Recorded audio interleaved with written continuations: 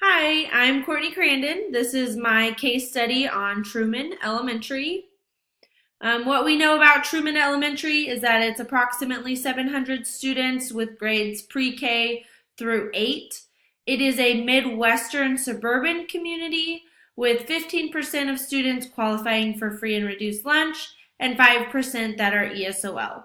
The principal that is currently there has only been there for 2 years. And the biggest thing that we know and our problem is that standardized test results from Truman say that the students are doing worse in reading than they do in math.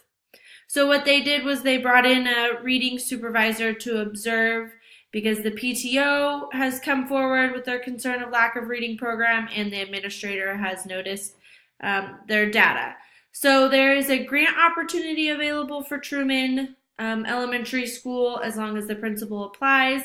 Hopefully they can get that to help them with their lack of reading programs. So the reading supervisor came in and suggested a few things. He suggested the curriculum needs to hit on phonics skills, reading comprehension, and then integrating more reading and writing. Students should be working more with their words. They should read books that they can read, as well as challenging books. They need to be writing more and improve their comprehension. He also said that instruction should be not only for her whole class, but that the teachers need to work on individualizing their instructions. And to do all this, there needs to be a comprehensive professional development for all teachers. So some things that we still need to know is how old is their current curriculum that they're working with? Are other buildings in the district experiencing the same results as Truman? What does the disaggregated data tell us? And then how long have the reading scores been low? Is it just this year it's a new problem, or has it been ongoing? So our problem, the reading test scores are significantly low at Truman.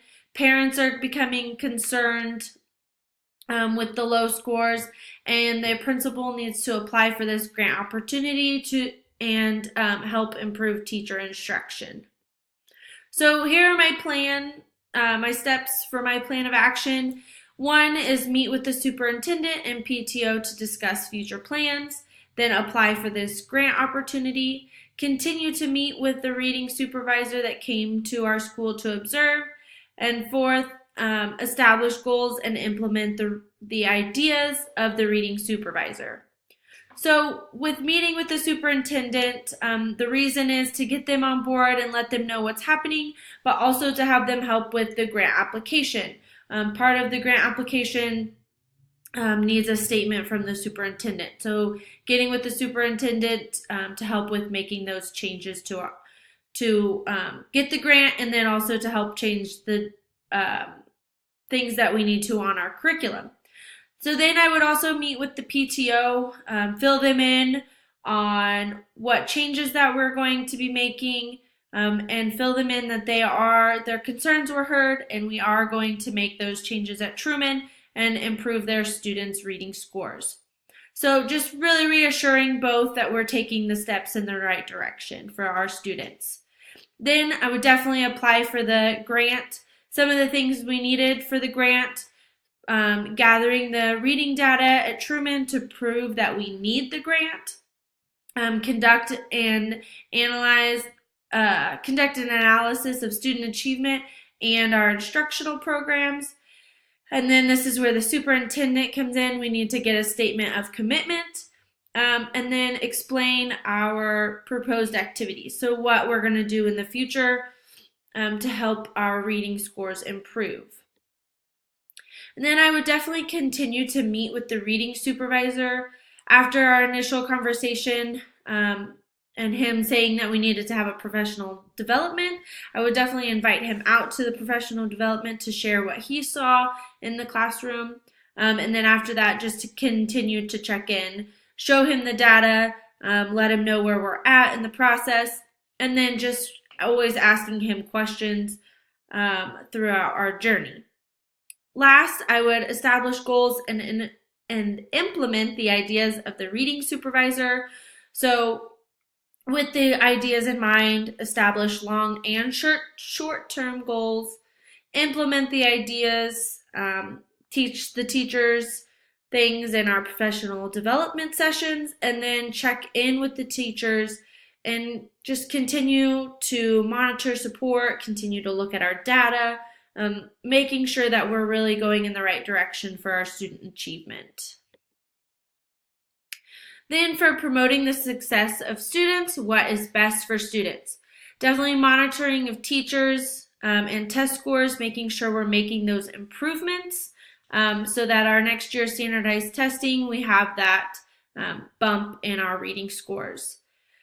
Then time and money will be invested into the teachers to help student achievement. We're going to go through some professional developments, go over the things that our reading supervisor suggested to make those improvements, and invest that time into the teachers.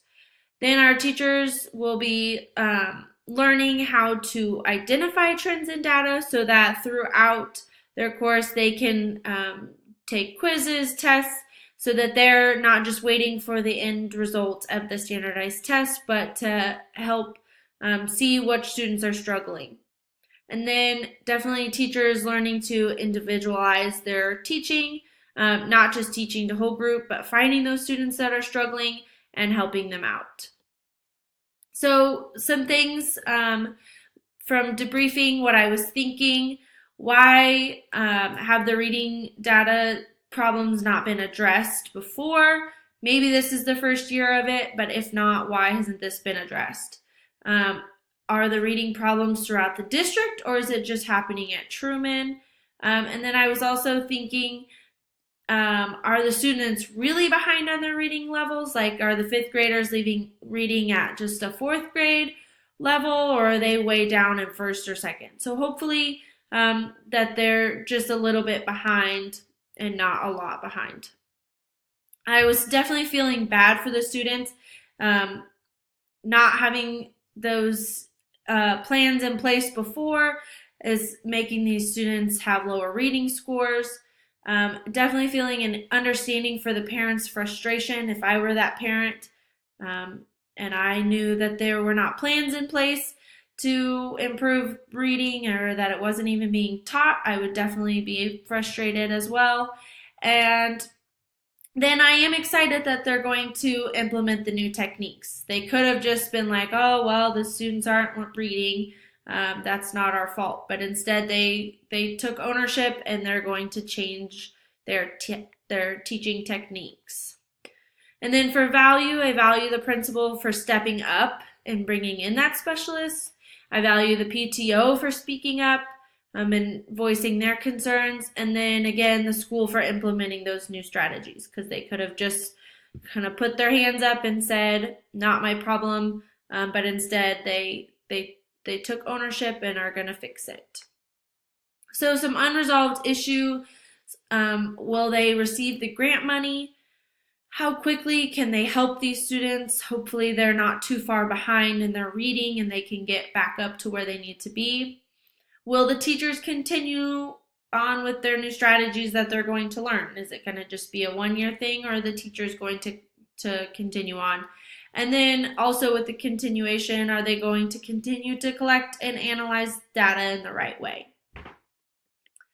So Standard 8, effective educational leaders engage families in the community in meaningful, reciprocal, and mutually beneficial ways to promote each student's academic success and well-being. So the first question, how did I use the data presented to respond and to communicate to the larger community their concerns about the instructional programs?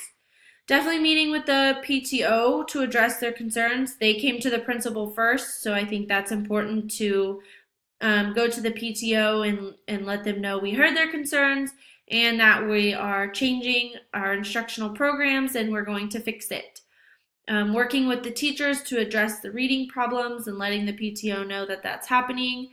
Provide students with books to take home. I think that could help with their problems, making sure that they're getting reading outside of school. encourage parents to continue to work with their children at home. So keeping that communication between definitely the administration and teachers, but also teachers and parents, administration, parents, letting the parents in the loop of what's going on and how we're going to change and fix our scores. So then next we have, how did I use the knowledge of policies, laws, and regulations that govern the school to influence and bring about positive change in teaching and learning the impacts of all groups of students.